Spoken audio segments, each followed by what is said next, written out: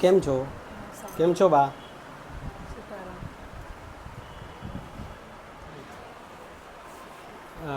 કોકિલા ફોઈ છે ને મારા, એમનો કોલ આવ્યો હતો, એટલે આજે ટાઈમ હતો તો આવી ગયો છું.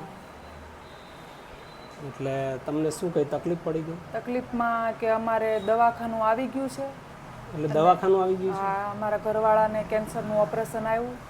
એટલે કેન્સરનું ઓપરેશન આવ્યું, એમાં ખર્ચો સારો એવો થઈ ગયો. ખર્ચો આવી ગયો અને અમે ભાડે રહીએ છીએ અને છોકરા મારે નાના છે ને આ બા છે, એટલે દવાખાનું આવી ગયું એટલે કામ ધંધામાં અમે અટવાઈ ગયા, એટલે થોડીક તકલીફ પડી ગઈ છે અમને. દાદા મારા હારા વૈયા ગયા ને આજે 7 મહિના થયા ને થોડીક તકલીફ અમારે આ દવાખાનું આવી ગયું ને એટલે થોડીક ભી પડી ગઈ છે અમને ને કામ ધંધામાં અટવાય છે. કેન્સરનું દવાખાનું આવે એટલે ખર્ચો સારો એવો થઈ જાય, એટલે અમુક માણસ અટવાઈ જાય. માણસોને વધારે નાના માણસો તો એમાં તમારા ઘર ભાડાનું છે? ભાડે રહી છે. એટલે તમને મારો કોન્ટેક્ટ નંબર કોણ આવ્યો? મેં કોકિલાબેનને ફોન કર્યો હતો, તો એણે મને જરીક તમારું નામ દીધું, જીતુભાઈને તમે ફોન કરો, નંબર આપો ને તમે એની હારે વાત કરી લો એમ કે શું કહે છે, તો તમને પછી વાત કરીએ એવી રીતના. કાંઈ નહીં, તમને કે હું વાત કરીશ અને કોકિલાબેને કીધું હું પણ વાત કરીશ.